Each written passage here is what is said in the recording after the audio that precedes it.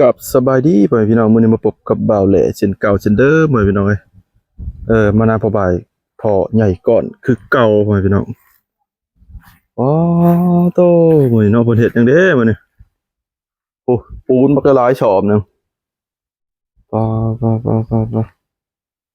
เพิ่นสิลงรถแล้วพ่อแม่พี่น้อง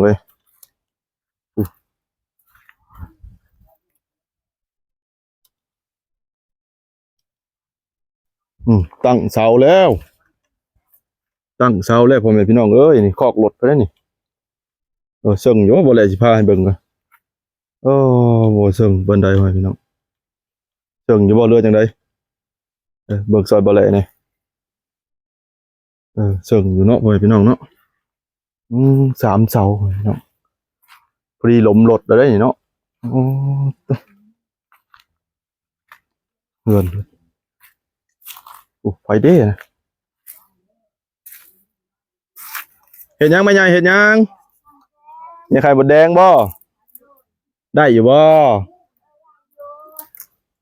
ได้เอามาขายพ่อใหญ่ก้อนบ่เอาเราซื้อได้ไข่มดแดงได้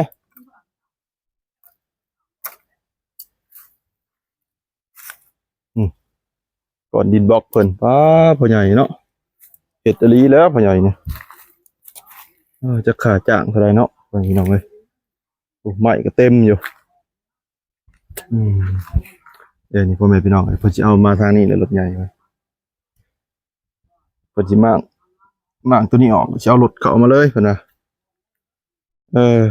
อันนี้ก็เป็นเถียงน้อยเพิ่นเถียงน้อยบางเมียนเขาเถียงเพิ่นพ่อแม่พี่น้องเอ้ยแล้วอันนี้ก็เถียงเพิ่นมี2เถียงเพิ่นน่ะเว้าเพื่อนโอเคพ่อพี่น้องเอ้ยเดี๋ยวบ่ได้สิพามาหาพ่อใหญ่เขาเว้าโคกๆอยู่พุ่นอันชัวบ่แต่พ่อใหญ่เว้าจังซี่เนาะข่อยบ่ไปดอกข่อยนั่นข่อยปลาเฮือนข่อยบ่ได้ปลานาข่อยบ่ได้สบายดีเด้อพ่อใหญ่มีเด้ออยู่เขาต้องการต้องการเจ้าหนนาเขาว่าน้ำข่อยคนนี้แหละคนอยู่ในใกล้ๆเคียงๆข่อยนี่แหละเขาว่ามาไปต้องการ เอาคนอยู่ใกล้เฮือนข่อยนี่นะต้องการนี่เงินเชียงปากเจ้าโอ้ยชมหวานแท้เขาว่าเชียงปากเรานี่เป็นตาจะได้เฮ็ดเมียเขาว่าผู้ชายจัดเถื่อฮะโอ้ยบ่เคยปากหวานกับผู้ชายจัดเถื่อเอาบ่ว่าได้นำข่อยบ่แม่นผู้ชายบ่ข่อยออกเฮงออกหลายเฮงเลยหาผู้ไปเลี้ยงลูกซอยแน่เจ้าก็ดีมันจะลูกผู้เดียวหลายความทุกข์นี่ให้มันให้มีความสุขแน่มีความสุขแล้วได้ถุงมือนี่บ่งินเขาเว้าชุกเมืองผ้ามีแต่แดดกับฝนเขาว่าชุกเมืองคนมีแต่กินนอนใช้เขาว่าเอาเลยเนื้อนั่นจักว่านี่กินแน่นอนใช้แน่หัวหาเมียใช้สบายเนาะไดอันนี้ความทุกข์ไปหาเอาเองอันนั้นแหละมันทุกข์เขาทุกข์เท่าตายเขาคนวันนั้นบ่ไม่มีความทุกข์เท่าตายได้ค่อยบอกเจ้าดอกอันนี้นั่นแม่นความพ่อใหญ่นะเรื่องนึงก็คือค่อยว่าเฮ้ยเจ้าพักนั้นอย่าครูไปให้บุญวานชื่นนี่อย่าได้ค่อยบอกเจ้าคักๆได้นี่ได้ค่อยคิดอีตนเจ้าดอกคนรู้จักเข้ารู้จักกันเลยเนี่ยนะนั่นว่าโอ้ยถ้ามีผู้ชงชันขึ้นฮอดจอดถึงมันดีได้ค่อยว่าดีกว่าคนชังได้อันนี้ค่อยคิดอีตนค่อยคิดแพงเจ้าแน่อยู่นำกันนานๆไปแน่ฉันนะดีกว่าเกิดมาแหละกับท่านแมลงเลย5 โมงครึ่งว่าพัดกันกับไฟแมลงผู้บ่าวว่าผู้ใดได้เนาะพ่อใหญ่ว่าบ่จะได้ผู้บ่าวเป็นแมลงซะก่อนค่อยจะเชิงเว้นกลางคืนได้ค่อยได้เรียกบ้านนะกลางเว้นก็เฮ็ดได้กลางคืนก็เฮ็ดได้เรียกบ้านการเมืองเท่าปานนั้นก็ยังโทษจะมาร้องเมืองบักเท่าว่าเขาบักหนุ่มเอาแท้นะพ่อใหญ่เรียกบ่ได้จะกินน้ำจัดเลยนะพ่อใหญ่ฟังแต่เชียงค่อยกว่ามันบ้องจำได้เจ้าว่ะนัดเจอเลยพ่อใหญ่นัดเจอเลยว่ามาแข่งยังบ่ช้ำดอกค่อยสิบอกเจ้าเท่านี้เหรอจัดหนักเลยพ่อใหญ่มันจะได้ก่อนว่าอายุ15บ่มาแข่งค่อยก็ได้หว่า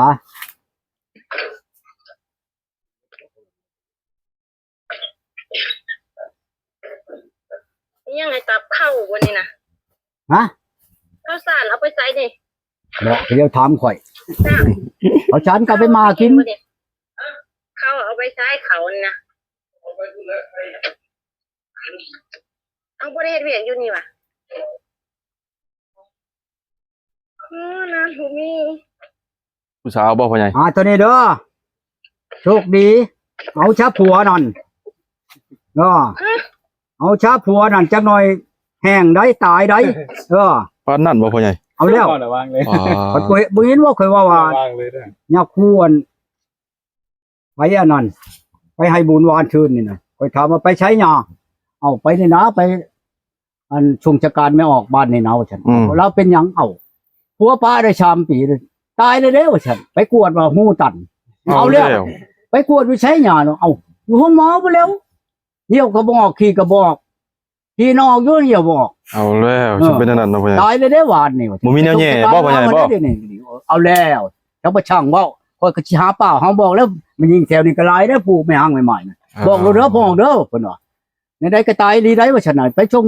อาตมาไปชงชะการผู้นั้นแหละเด้นี่ว่าฉันเอาแล้วจะมาช่างเว้าแท้น้อยยาวบ่โอ้บ้านก็น้อยก็หลายเด้อแม่ห่างใหม่ๆน่ะ หูตันนี่แม่นตายเนาะพ่อใหญ่เนาะ ฮะ หูตันนี่แม่นตายเนาะ ตายแล้วบอกบ่สิเว้าจังกันแต่หูคนเนาะกระปูนี่เจ้าไปจำลมแน่นๆนี่ก็มับคือกันไปคูดเบิ่งรถมื้อหน้า มันบ่มีอากาศเนาะพ่อใหญ่เนาะมันบ่มีอากาศเนาะพ่อใหญ่ มันบ่มีโอกาสเด้เอาออกบ่ได้แล้วนี่คือกันแล้วเหนียวบ่ออกเนาะมันเบ่งขึ้นมันก็ เป็นช่องมือป่ะ ไปแย่นอยู่ห้องหมอกระเจียกออกหน่อยนึง นั่นเนาะพ่อใหญ่ มื้อทันหมอจนเปียกเบิดเนี่ยทานแล้วบ่โอ้ยเพิ่นว่าอีตนเด้เพิ่นว่าคนรถหากะปะผัวว่าเจ้าชามปีนี่ว่าซั่น คือไว จักปีแท้ๆน้อยยาวว่ะชามปีเพิ่นว่าโธ่ตายเนาะคนเฮานี่ตายเพิ่นว่า คือเว้าแนวแปลกแต่พ่อใหญ่บ่แม่นถือของเขาบ่พ่อใหญ่ จะไปช่างเว้าแท้ตัวเองว่ะ บ่แม่นถือของอันหูลมทมหูหน้าบ่พ่อใหญ่บ่ จักของจังหยังแล้วของมันอัดเองมันน่ะแล้วของก็หยัง จะถือของ ของบ่มีของมันอัดหู โอ้ ของนั่นแปลว่ามูดลูกมันบอกมันบ่ชุ่มบ่นั่นเด้มันบ่มีแนวแย่เนาะ โอ้ กันว่ากันว่ามันบ่น่าขามาแกงบางอย่างเด้อไปใหญ่นั่นน่ะ บอกสูตร แกงก็ขายอยู่ดอกตามบ้านตามนี่ คนบ้านได้ก็พ่อใหญ่เว้านี่ เพิ่นบ่บอกบ้านไหน โอ้ ย่านว่าย่านเฮาเป่าข่าวโฆษณาออกมานั่นมันตายกันจังซี่เพิ่นเลยบ่บอก ยันมาประจานคน เอาย่านประจานเขาหนาเพิ่นว่าโอ้ยบ่บอกดอกโอ้ยไปเชิงนี่ย่านแม่นบ้านนั้นแม่นบ่ยาวอ่ะบ่เพิ่นว่าบ่บอกเจ้าดอก เจ้าแห่งคนโฆษณาปลาเถื่อนเก่งข่อยโอ้ยบ่บอกกะยาดาวว่าไปโลดยาเอ้ยไปโลดบอกในเด้อบ้านเจ้านั่นเด้อว่าฉันบอกในหยาไปแล้วยังลบยังเลี้ยวขึ้นมาได้บอกเด้อบ้านเจ้าฉันบอกยังไงเอ้าอันไม่ออกกันป้าผัวชองชาปีนั่นตายลีได้บอกว่า น่า จะมาช่างได้แต่ว่ามื้อเขาไปหาอันหัวหน้าโทรโคงเพิ่นเขาเปล่าเนาะ โอ้ เปล่าออกต้นญาติโยมเลยเนาะ อันว่าโอ้ยว่าไหนๆก็ย่านแห้งอันนี้ก็หาข่อยก็ได้ดอกไปบอกให้หั่นนะข่อยก็บ่ทันมีเมียนี่ ผู้อื่นบ่ได้ป่ะ ได้คือกันหาเจ้าก็ได้ไปก็ได้ดอกคันเอาวันผู้ชายหั่นนะ โอ้ พอมันเสียได้ของอันนี้ได้โอ้ยคนละเมืองแห่งบ่หลายนี่มันยิงแห่งบ่หลายนี่มันเสียมันยิงก็แล้วเนาะบ่ม่วนได้ แม่นแล้วพ่อใหญ่บ่มีผู้หญิงก็ซ้ำบ้านห้างแล้วพ่อใหญ่ จับช่องจับมืออย่างนี้อยู่เข่านี่ โอ้ ตัวนี้ก็บ่แม่นง่ายปานใดได้ เอาอย่างนี้ มันข่าวคนนั้นมันยิงตายนี่แหล้ว ว้า ตายบ่มีผัวนี่แหละไม่ห่างไม่หมายนี่นะ มีประตู ผมมีไหนไปจะคู่ไปชงจักรวาลนี่ นั่นแหละครบจริงเลยว่าหยอก ว้าวลีนแล้วก็สิเกิดจริงอันใด ตายน้องพ่อใหญ่เนาะบ่เลยฮะก็จะได้ยินเด้อพ่อใหญ่ ก็ได้เงิน เมื่อเด้อกับบ้านเจ้าคันนี้แม่ห้างแม่หมายบอกเขาเด้อบ่ว่าจะแม่ห้างแม่ผู้ชาวคือกันนั่นแหล้ว18 19ปีบ่ได้ผัวแล้วระวังรถผู้นั้นก็ดี เจ้าแกลายแต่บ้านข่อย โอ้ยแล้วฮิปเบิ่งบอกเขาโลดบอกเขาโลดก็เป็นอันนั้นล่ะ มันเมื่อจะได้บอกแม่มาได้ซะ แม่หมอนั่นแหละ เอาเลย จักปีแล้วแม่หมอน่ะ แม่หมอเป็นหยังกันน่ะ 40กว่าแล้วเด้ พ่อใหญ่แม่หมอเป็นหยัง เราเป็นแม่ห้าง เป็นแม่ห้าง แม่หมายเราน่ะ กับบ่แม่นไม่ห่างบ่ แม่ แม่น มา ไม่ไม้นะ ครอบครัวเราบ่ได้อยู่ครัวเราในบ่ เรา เรา แค่บ่อยู่ พวกเราไปทำหมอกทำงานบ่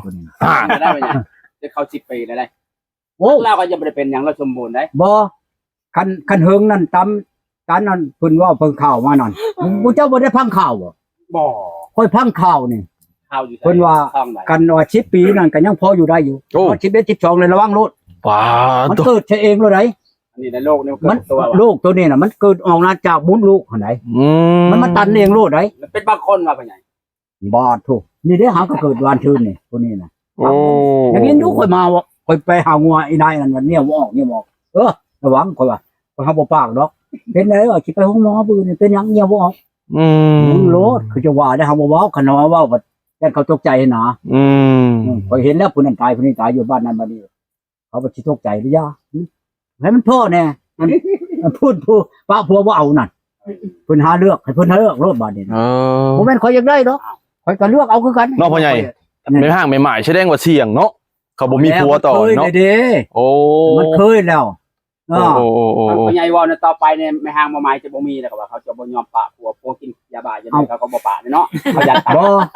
ปากอ่ะเอาชอมบ่ทำก็ผัวไปก็อย่าแล้วนี่ เอา อยู่ดีแฮง แล้วนั่นแล้วบ่พ่อใหญ่ผัวไปก็เอาแล้วบ่โอ้แม่นแล้วพ่อใหญ่ ผัวไปก็ยัดมันบ่ แม่นแล้ว เอาไปนี่นะพอมันหมู่มันบ้องหู้ให้ แม่น เขาเดียวได้ แม่นแล้วพ่อใหญ่ ท้องนี่ก็ท้องไข่ตายได้ บ่เลยแฮงอยากได้หลายเมียพ่อใหญ่ ค่อยเชอที่ชูบ่ได้แล้วบัดนี้นะเป็นยังจักหน่อยเพิ่นว่าเอาค่อยในกว่าเพิ่นว่าอยู่ดีนี่แห้งน้ำมูนี่เพิ่นว่า แม่นแล้วพ่อใหญ่ ค่อยชูบ่ได้บัดนี้ โอ้ ได้แล้ว จ้าจ้าพ่อใหญ่เว้าก็มีเหตุผลเนาะพ่อใหญ่เนาะ เอาแล้วก็มีเหตุผลนั่นแหละเนาะของเปล่าข่าวโฆษณาว่าให้คนอยู่ดีมีแห้ง โอ้ คันว่าเฮาลี่นั่นลี่นี่ยังว่าลี่วิทย์ลี่ว่างได้ตัวนี้มันลี่ใช้บ่ได้ได้ตัวนี้ได้ รีบ่ได้ได้พ่อใหญ่ เพราะมันเกิดกับตัวโลด แม่นแม่น โลดได้ฉันเพราะว่าแจ้งได้ข่อยนี่บ่หลายเด้